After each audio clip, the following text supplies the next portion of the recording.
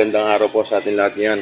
Meron lang kaming titimbangin ni Joel ngayon na kasi may order sa atin bukas, 30 na halagang 5K lang. Kaya ihanap natin kung ano yung tamang timbang para doon sa 5K na ibibigay natin doon sa ating kabrad. Tapos, meron din tayong order din bukas na i-confirm lang natin kung tuloy ba o hindi, malalaman natin yan. Tapos, bali dapat ang diretso natin ay bukas mga dalawang piraso. Tapos sa 31, dalawa rin. At saka sa Auno, isa. Bali pala sa 31, tatlo ang kailangan nating palit yun. So ngayon, tutimbangin namin ni Joel yung pang 5K at para dun sa ating kabrad na nagre-request lang kahit pang 5K lang. Gaano bang kalaki yung 5K na halaga na ibibigay natin sa kanila? Titimbang muna tayo mga kabrad.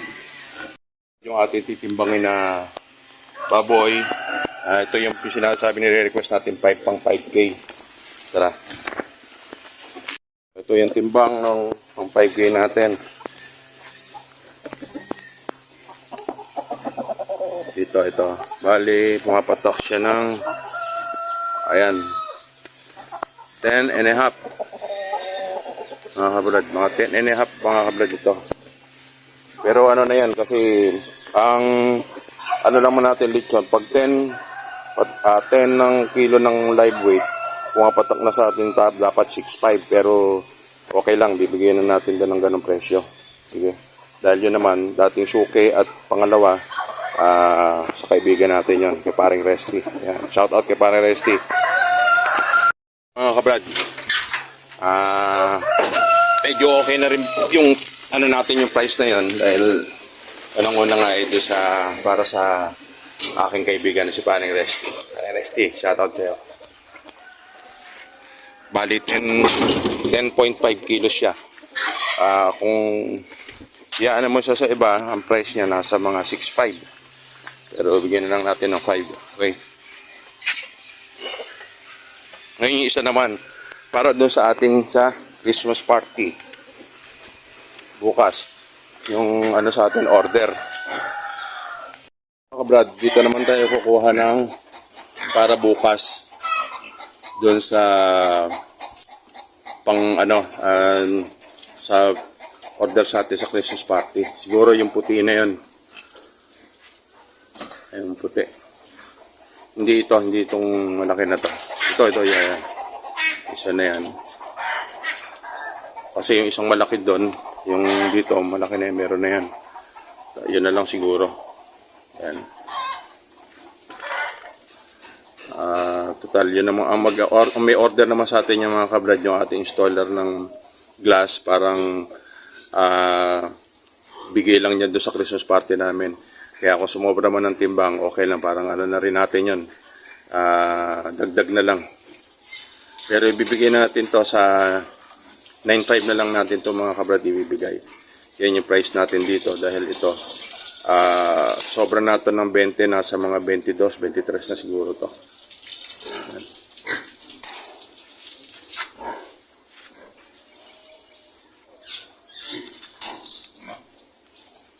Okay, sige. Hintayin natin si Joel.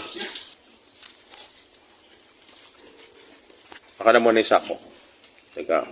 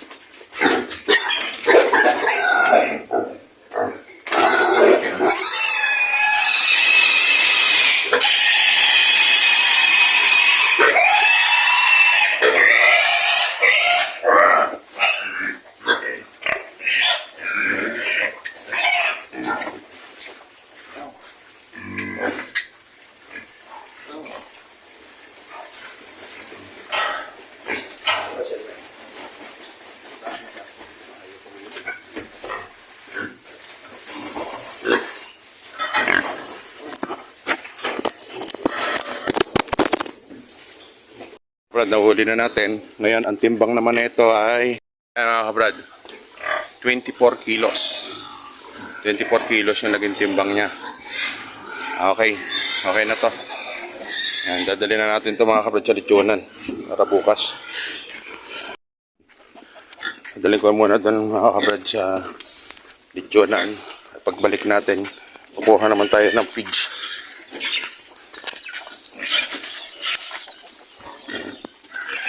Kabrad, ating lilitsunin doon. Tara mga kabrad, puntahan muna natin. Kabrad, naiatid na natin yung ating dalawang palitsyon para bukas. At ano naman, sa 31, meron tayong dalawa pa. Yung isa, dito natin kukunin yung isa. Ito yung isa, yung may order tayo sa 31 ito. Isang malaki na yan. Ang order lang sa atin ay ang timbang niya nasa mga 21 to 23 kilos, pero ito mahigit na ito. Nasa mga 25 kilos na itong isa natin na yan.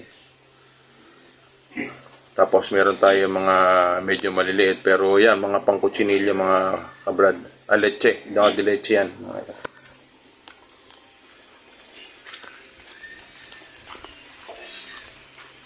Tapos dito naman, yung isa,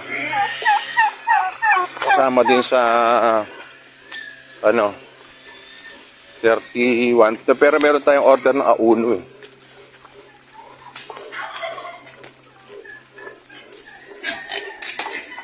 Ito, kamukha na itong isa na ito, yan, sa 31 din yan.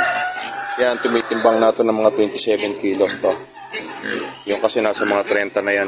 Itong isa na ito. Tinimbang namin ito mga dalawang linggo na ngayon, nasa mga 29 ang ano niya. Ito. Ito, nasa 25 kilos. Ito yung sa ano natin, para sa 31, dalawa. Yung isa namang malaki doon sa A1 naman yun. Ito naman sa 31 at saka isang maliit doon na 11 to 13 kilos. Pero sigurado nasa 15 kilos na yun. Ganon tayo dito mga kabrad pagka nagano. Di ba lumampas ang timbang doon sa hinihingi nila. Okay lang yun. Walang problema doon. At yun yan mga kabrad. Bali ang matitira na lang dito. Yun itong ang gagawin nating inahin.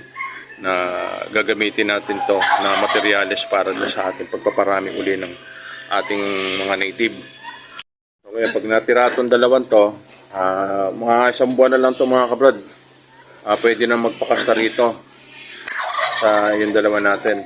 Kaya mag-uumpisa na tayong ng mga crossbreed na tayo nun lahat. Crossbreed na mga kabrad yun natin. So ayan yung mga kabrad, ang kaganapan natin ngayon sa itong 29 na kakain muna tayo ng tanghalian. Bukas naman, meron tayong order nga ng pang alas 12. Kaya lang dadalhin pa ng Pasig yun.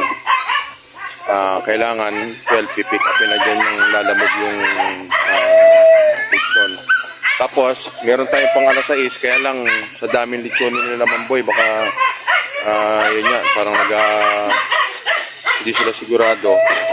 Kaya lang naman, ayaw natin yung pipick upin natin ng maaga. Pagdating doon, malamig na lechon. Ang gagawin natin, tayo na maglilitsonan siguro. Tsaka sa A1. Kaya mga brad, hintayin nyo yung ating paglilitsyon. Yung tayo na magsisimula talaga. Total, nakapag-umpisa na rin tayo noon pa. Kaya lang, tama-tama naman sa 31, wala naman tayong ibang gagawin. Tsaka sa A1, tayo na maglilitsyon.